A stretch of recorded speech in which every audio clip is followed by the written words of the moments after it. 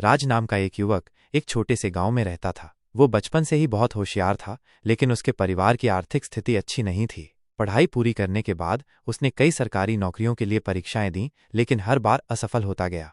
उसके दोस्त, रिश्तेदार और यहाँ तक कि माता पिता भी धीरे धीरे कहने लगे, अब बस कर, कोई छोटा मोटा काम पकड़ ले, सरकारी नौकरी तेरे बस की बात नहीं।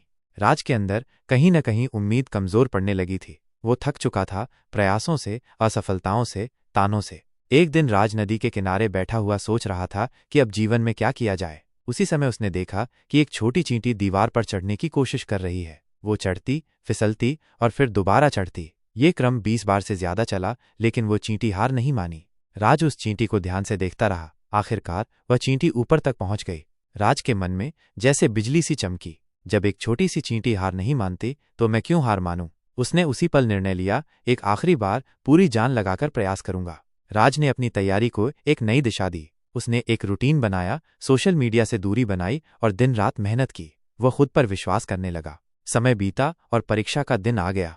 राज ने परीक्षा दी और इस बार परिणाम उसके जीवन का सबसे बड़ा तोहफा लेकर आया। वो भारतीय प्रशासनिक सेवा IAS में चयनित हो गया। पूरा गांव, रिश्तेदार और माता पिता गर्व से भर गए। वही लोग जो कभी उसे ताने मारते थे, अब उसकी मिसाल देने लगे।